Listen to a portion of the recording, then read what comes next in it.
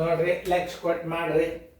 ಇದನ್ನ ಬೆಲೆ ಮೇಲೂ ಮಾಡ್ಬೋದು, ವಸ್ತುಗಳ ಬೆಲೆ ಮೇಲೂ ಮಾಡ್ಬೋದು. ಈಗ ನಾವು ಈ ಟೈಮ್ ಕೊಟ್ಟನು ಒಂದು ಸ್ವಲ್ಪ ವಿಚಾರ ಮಾಡಿ ಮಾಡ್ತಕ್ಕಂಥ ಗಣಿತವ ಮಾಡ್ರಿ. ನೋಡಿ, ಬೆಲೆಗಳು ಬೇರೆ ಬೇರೆ ಆಗ್ಯಾವ. ಇಲ್ಲಿ 30 ಅದ, ಇಲ್ಲಿ 15 ಅದ.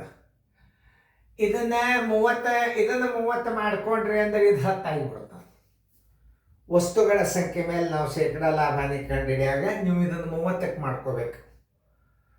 15ಕ್ಕೆ 5, 30ಕ್ಕೆ 10 ಆಯ್ತು. ಮತ್ತೆ ಶೇಕಡಾ ಲಾಭಾನಿ ಒಂದು ವಸ್ತುಗಳ ಮೇಲೆ ಶೇಕಡಾ ಲಾಭಾನಿ ತೆಗೆದು ಒಂದು ಬೆಲೆಯ ಮೇಲೆ ಶೇಕಡಾ ಲಾಭಾನಿ ತೆಗೆದು 2 ನಮೂನಿ ಲೆಕ್ಕಿರ್ತಾವೆ. ಈಗ ನಾವು ಒಂದು ಮೊಟ್ಟೆಯ ಕೊಂಡ ಬೆಲೆ ತೆಗೆಯೋದು. ಒಂದು ಮೊಟ್ಟೆಯ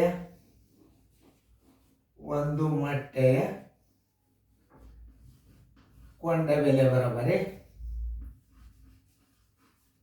ಕೊಂಡ ಬೆಲೆ ಬರೋಬ್ಬರಿ 30 ರೂಪಾಯಿ ಅದ. ತೆಳಗೆ ಎಷ್ಟದ? 12 ಅದ. 6 2 12, 6 5 30 ಬರೋಬ್ಬರಿ 5 2 ರೂಪಾಯಿ ಆಯ್ತು. ಬರೋಬ್ಬರಿ 2.50 ರೂಪಾಯಿ. ಇದು ಕೊಂಡ ಬೆಲೆ, ನೆನ್ಪಿಟ್ಕೋರಿ. ಕೊಂಡ ಬೆಲೆ ಎಷ್ಟು ಬಂತು? 2.50 ರೂಪಾಯಿ. ಇದು ನೆನ್ಪಿಟ್ಕೋರಿ. ಕೊಂಡ ಬೆಲೆ ಮೇಲೆ ಲಾಭಾನಿ ಇರ್ತದೆ. ಒಂದು ಮೊಟ್ಟೆಯ ಮಾರಾಟದ ಬೆಲೆ ಬರೋಬ್ಬರಿ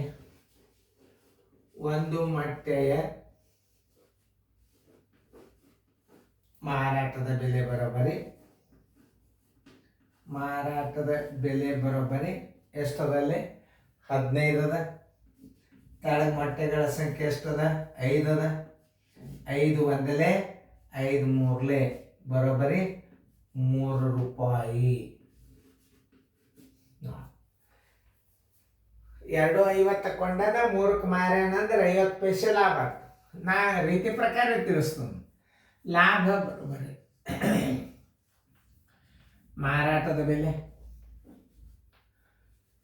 ಮಾರಾಟದ ಬೆಲೆ ಮೈನಸ್ ಕೊಂಡ ಬೆಲೆ.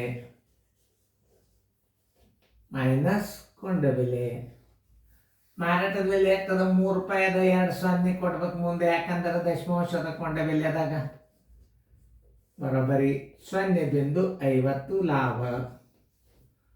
ಶೇಕಡಾ ಲಾಭ ಬರೋಬ್ಬರಿ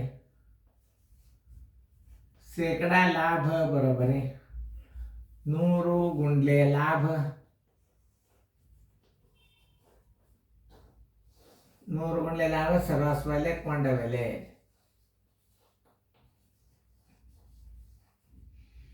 100 ಲಾಭ 0.50 ಅದ.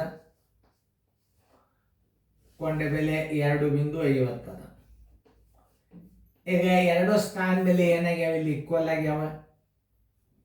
ಇಲ್ಲೂ 2 ಸ್ಥಾನ ಅದ, ಇಲ್ಲಿ 2 ಸ್ಥಾನ ಅದ. ಪೂರ್ಣ ಸಂಖ್ಯೆ ಅದ ಅಂತ ತಿಳ್ಕೊಂಡ್ಬಿಡ್ರಿ. 25 2 50, 25 10 150. ನೋಡ್ರಿ, ಈ 0 ಹೊತ್ತು, ಈ 0 ಹೊತ್ತು. 10 2 20 ಶೇಕಡಾ ಲಾಭ. ಆನ್ಸರ್ ಶೇಕಡಾ 20 ಲಾಭ.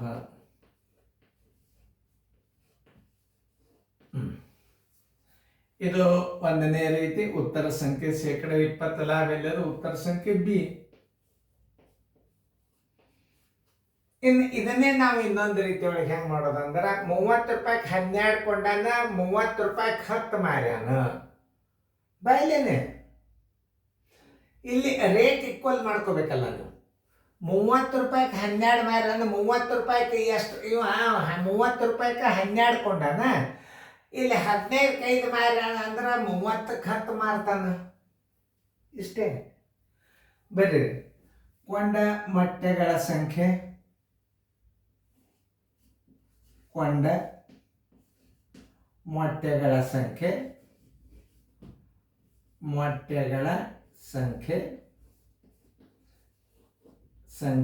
ತಿಳ್ಕೊಬೇಕು.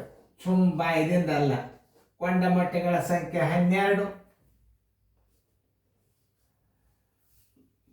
ಮಾರಿದ ಮೊಟ್ಟೆಗಳ ಸಂಖ್ಯೆ ಬರೋಬ್ಬರಿ. ಈಗ ಏನು ಮಾಡ್ಯಾನವ? 30ಕ್ಕೆ 12 ಮಾರ್ಯಾನ ಅಂದ್ರೆ 30ಕ್ಕೆ 10 ಮಾರ್ತಾನವ. ನೋಡ್ರಿ, ಎಷ್ಟು ಉಳಿದು ಮೈನಸ್ ಮಾಡಿರಿ. ಮೈನಸ್ ಮಾಡಿದಾಗ ಏನಾಯ್ತು? 2 ಉಳಿದು. 10 ಮಾರಿದಾಗ 2 ಉಳಿದು. 10 ಮಾರಿದಾಗ 2 ಉಳಿದು.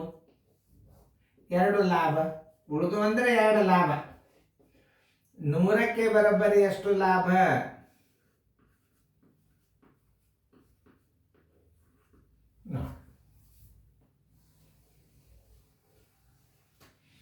100 ಗುಂಡ್ಲೆ 2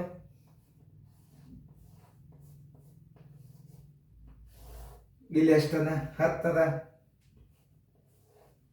ನೋಡ್ರಿ. ಈ ಪೂಜೋತ್ 10 2 20.